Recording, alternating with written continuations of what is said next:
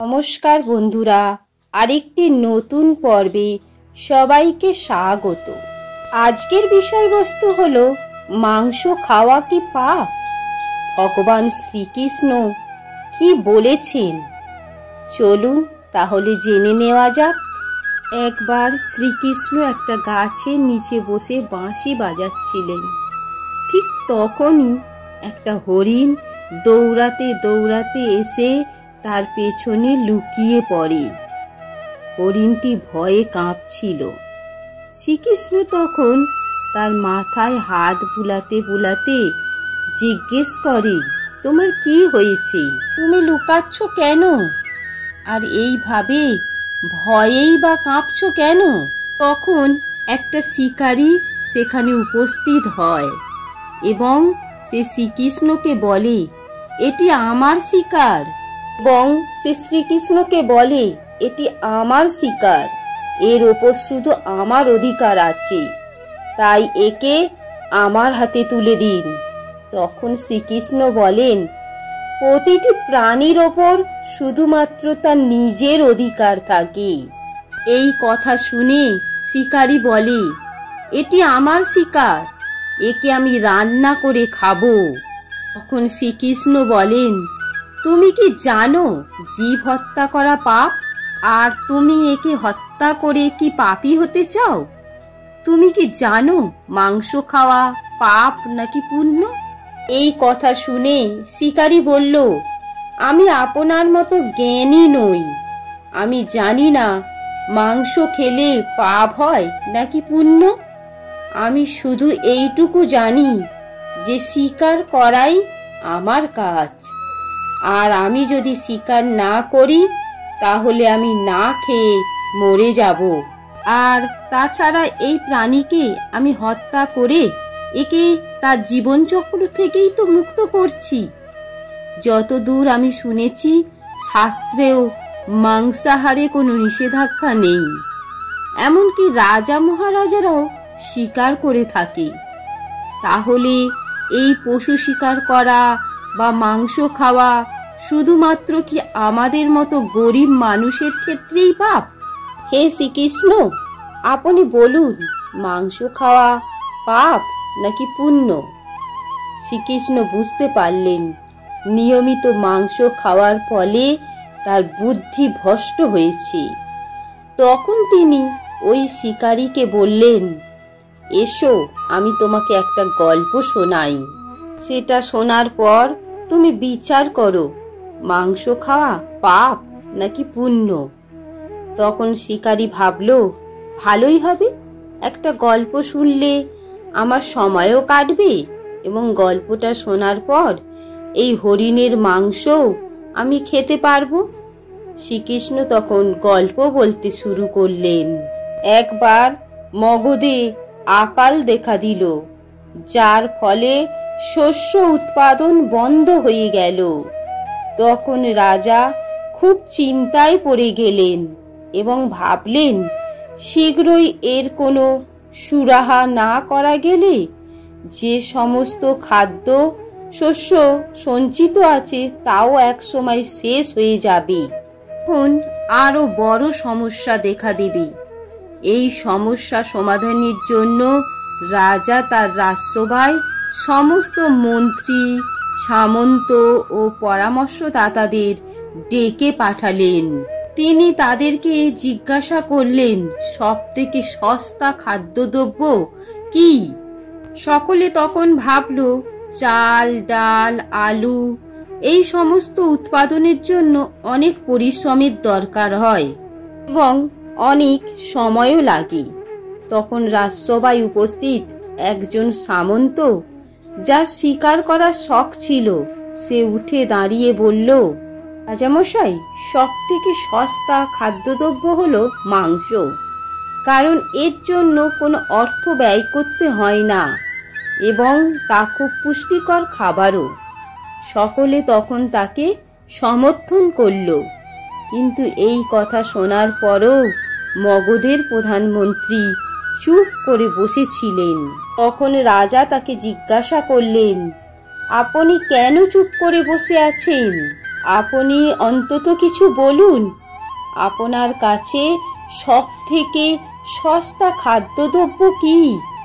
প্রধানমন্ত্রী বললেন, আমার মনে হয় না সব থেকে সস্তা খাদ্যদ্রব্য মাংস। তবুও এ বিষয়ে আমি আমার মতামত কালকে জানাবো। এরপর সেই রাতে ওই প্রধানমন্ত্রী যে সামন্ত মাংস সব থেকে সস্তা খাদ্যদ্রব্য বলেছিল তার বাড়িতে গেল। তাকে দেখে ওই সামন্ত ভয় পেয়ে গেল এবং আসন্ন কোনো বিপদের আশঙ্কা করতে লাগলো। তখন প্রধানমন্ত্রী তাকে বললেন, আজ সন্ধ্যাবেলা মহারাজ খুব অসুস্থ হয়ে পড়েছে। রাজবৈদ্য বলেছে যে কোনো শক্তিশালী ব্যক্তির মাংস পাওয়া গেলে তবেই রাজা সুস্থ হতে পারবেন। আপনি যত টাকা চান আপনাকে তা দেয়া হবে। আপনাকে 1,00,000 স্বর্ণমুদ্রা দেয়া হবে। আপনি চাইলে একটা পুরো জমিদারি আপনার নামে লিখে দেয়া হবে। তার বিনিময়ে আপনি শুধু আপনার বুকের থেকে 20 গ্রাম মাংস আমাকে কেটে নিয়ে যেতে দিন। এই কথা শুনে ওই সামন্ত ভয়ে কাঁপতে থাকলো। সে ভাবল, সে যদি প্রাণই না থাকে তাহলে স্বর্ণমুদ্রা বা জমিদারি নিয়ে কি করবে? সঙ্গে সঙ্গে সে দৌড়ে ঘরে চলে গেল এবং 1,00,000 স্বর্ণমুদ্রা মন্ত্রীর হাতে দিয়ে বলল, মন্ত্রী মশাই, এই 1,00,000 স্বর্ণমুদ্রা আপনি আপনার 1,00,000 স্বর্ণমুদ্রার সঙ্গে যোগ করে নিন, আর এই 2,00,000 স্বর্ণমুদ্রা অন্য কাউকে দিয়ে তার মাংস নিয়ে নিন। আপনি আমাকে এখন যেতে দিন। প্রধানমন্ত্রী বললেন, সামন্ত মশাই, আপনি শারীরিক দিক থেকে খুবই বলবান। এছাড়া আপনার উচ্চতা, চেহারা রাজার সঙ্গে অনেকটা মিলে যায়। তাই রাজবৈদ্য বলেছে যে আপনার মাংসই রাজাকে সুস্থ করতে পারি। তাই আমি আপনাকে আমার প্রধানমন্ত্রীর পদও দিয়ে দেব। দরকার হলে আমি আপনার সেবক হয়ে থাকব, কিন্তু আপনি আপনার হৃদয়ের মাংস আমাকে নিয়ে যেতে দিন। তখন ওই সামন্ত তাড়াতাড়ি নিজের পোশাক ও জুতো পরে নিয়ে মন্ত্রীকে বলল, আমার যদি প্রাণই না থাকে তাহলে আমি মন্ত্রীর পদ কেন, রাজার পদই পেয়ে বা কি করব? আপনি বরং আমাকে ছেড়ে দিন। এই বলে সে 1 লাফ দিয়ে ঘোড়ায় উঠে গেল।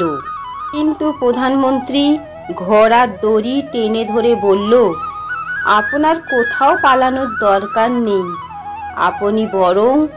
আপনি নিজের ঘরে চলে যান। আমি অন্য কোথাও গিয়ে দেখি যে মাংস পাওয়া যায় কিনা। এই বলে প্রধানমন্ত্রী সেখান থেকে চলে গেল। এরপর প্রধানমন্ত্রী অন্যান্য সামন্তদের বাড়ি গেল এবং সকলের কাছেই মাংস চাইল, কিন্তু কেউই তা রাজি হলো না।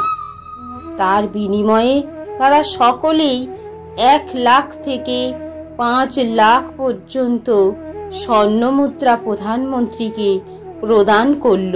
এইভাবে প্রধানমন্ত্রী প্রায় 1 কোটি মুদ্রা পর্যন্ত পেয়ে গেলেন। এরপর তিনি নিজের মহলে ফিরে গেলেন। পরের দিন সকাল সকাল তিনি রাজসভায় চলে গেলেন। সেখানে অন্যান্য সামন্তরা উপস্থিত ছিলেন। তারা সবাই উদগ্রীব ছিলেন রাজার শরীর কেমন আছে, তা জানার জন্য। কিন্তু কেউ কাউকে গত রাতের কথা কিছু বলে উঠতে পারছিল না। এর কিছুক্ষণ পর রাজা আসলেন এবং নিজের রাজ সিংহাসনে বসে পড়লেন। সমস্ত মন্ত্রী ও সামন্তরা দেখল যে রাজা তো একদমই সুস্থ আছে, তার তো কিছু হয়নি। তখন সকলেই ভাবল যে প্রধানমন্ত্রী নিশ্চয়ই তাদের মিথ্যা কথা বলেছে, কিন্তু তারা কেউ সেই কথাটা মুখে বলে উঠতে পারছিল না। ঠিক সেই সময় প্রধানমন্ত্রী রাজার সামনে 1 কোটি স্বর্ণমুদ্রা রেখে দিল। তখন রাজা বলল, এই স্বর্ণমুদ্রা কিসের জন্য এবং এত স্বর্ণমুদ্রা আপনি কোথা থেকে পেলেন? এর উত্তরে প্রধানমন্ত্রী বললেন, 20 গ্রাম মাংসের জন্য আমি চারিদিকে ঘুরে বেরোলাম, কিন্তু সেই গ্রাম মাংস আমি কোথাও পেলাম না। সেই মাংসের বদলে সমস্ত সামন্তরা এই স্বর্ণমুদ্রা আমাকে দিয়েছে। এইবার আপনি বলুন, মাংস দামি না সস্তা? রাজা সব কিছু বুঝতে পারলেন। তিনি তার রাজ্যের শ্রমিকদের আরো কঠোর পরিশ্রম করে পুষ্টিকর খাদ্য উৎপাদন করতে বললেন এবং নিজের শস্য ভাণ্ডার থেকে তাদেরকে শস্য প্রদান করলেন। ওই 1 কোটি স্বর্ণমুদ্রা থেকে কিছু অর্থ তিনি শস্য উৎপাদনের জন্য ও সেচ ব্যবস্থার উন্নতিকল্পে ব্যয় করলেন এবং বাকি অর্থ প্রজাদের কল্যাণের জন্য তিনি প্রদান করলেন। কিছুকালের মধ্যেই খুব ভালো শস্য উৎপাদিত হলো, প্রজারা পুষ্টিকর খাদ্য পেল। এর কিছুদিনের মধ্যেই আবহাওয়ার পরিবর্তন ঘটল এবং আকাল দূর হলো, ফলে প্রজাদের অবস্থার উন্নতি ঘটল। এই গল্প শোনার পর শিকারী বুঝতে পারল যে শিকার করা মোটেও ভালো নয়। কারোর জীবন নেওয়ার মধ্যে কোনো মহত্ব নেই, বরং জীবন প্রদান করাই হলো মহত্বের। প্রতিটা প্রাণীর কাছেই তার জীবন অধিক প্রিয়। এরপর শিকারী নিজের ভুল বুঝতে পেরে শ্রীকৃষ্ণকে প্রণাম করে সেখান থেকে চলে গেল এবং সে শপথ নিল যে তার বাকি জীবনে সে কখনো কোনো প্রাণীকে আঘাত করবে না। বন্ধুরা, যদি ভিডিওটি ভালো লেগে থাকে তাহলে অবশ্যই লাইক ও শেয়ার করবেন, কমেন্টে লিখবেন জয় শ্রীকৃষ্ণ।